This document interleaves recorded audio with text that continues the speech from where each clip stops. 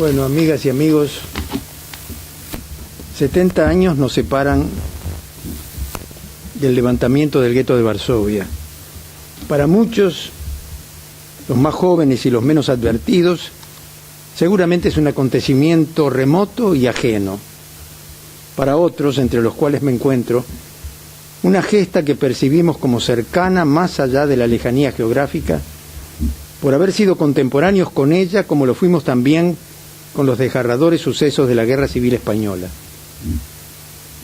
En ambos casos, a los que habría que sumar el genocidio perpetrado en 1915 contra el pueblo armenio, la barbarie y el oscurantismo dominantes prefiguraron y condicionaron, a mi criterio, en buena medida, la historia del pasado siglo, así como nuestra propia microhistoria personal a la hora de definir opciones y conductas.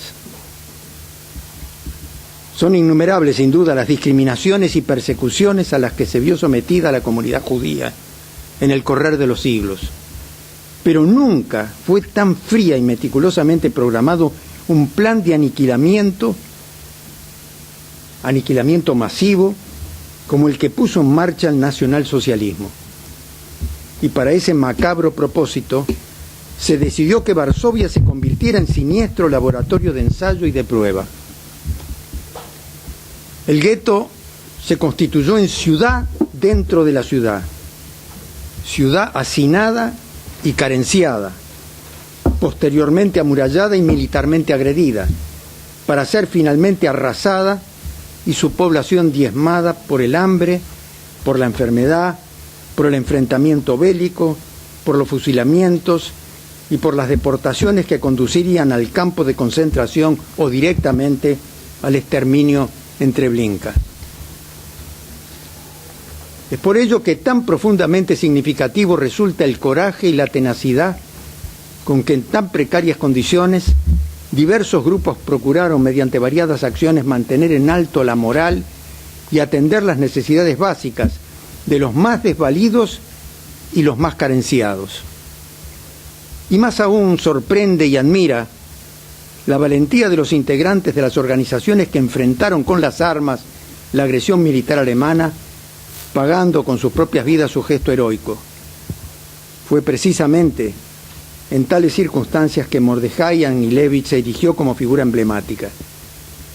Su lucha, de seguro, no fue fácil, puesto que al poderoso enemigo externo la resistencia tuvo que enfrentar a pusilánimes y aún a colaboracionistas que negociaron su obsecuente complicidad mediante el canje de prebendas o delaciones. Es que, amigos, en verdad las mezquindades y las miserias humanas afloran con frecuencia en las situaciones límites, y vaya si este suceso no fue una situación límite. Particularmente dolorosa y frustrante debió ser la aberrante existencia de contradicciones socioeconómicas e ideológicas de personas que traicionaron a su propia colectividad. ¿Cómo soslayar, en efecto, la existencia en el mismo gueto de una Gestapo judía? Llegado a este punto, cabe preguntarse acerca de la pertinencia de evocar momentos pretéritos más allá de su conmovedora dramaticidad. Preguntarse incluso sobre el sentido y la razón de la propia historia, que según Ortega no está allí en su fecha, sino que está aquí, en mí. Preguntarse si la historia tan solo nos informa o también nos interpela. Preguntarse si nuestra sociedad presente asume en plenitud los desafíos o se amolda a un olvido cómplice y complaciente. Preguntarse si la injusticia y la violencia que castiga al otro me involucra o me resulta ajena. Me permito citar una reflexión del profesor justamente y amigo Oscar Destuet, incluida en su artículo incluido en el libro Memoria, Verdad y Justicia de nuestro pasado reciente, publicado en el 2005. Allí afirma Destuet: el pasado es siempre conflictivo y a él se refieren en competencia la memoria y la historia, porque la historia no siempre puede creerle a la memoria, y la memoria desconfía de una reconstrucción que no ponga en su centro los derechos del recuerdo, los derechos a la vida, los derechos a la justicia y la subjetividad. Es que la memoria no es el mero acopio de datos y acontecimientos, la mecánica acumulación de hechos pretéritos e inconexos, sino la aceptación consciente de un pasado que nos cuestiona individual y colectivamente. De allí que concibamos a la memoria como la mirada selectiva y comprometida que difícilmente puede esquivar la dimensión ética y afectiva y que en tanto tal condiciona nuestra conducta presente y nuestras opciones de cara al futuro.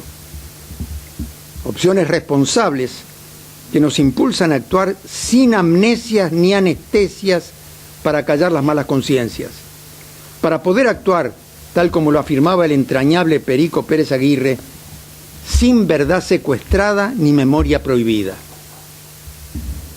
Las formas autoritarias, aplicadas no solo a las modalidades más explícitas de la represión, de la violencia institucionalizada, del terrorismo de Estado, sino también a las modalidades más sutiles del control ideológico, de la sospecha cultural, de la anulación del intelecto y el potencial creativo, constituyen otras tantas afrentas. En la medida que perviven en la memoria, nos alertan para no revivir atrocidades pasadas y se constituyen en desafíos que nos convocan hoy a luchar por el nunca más.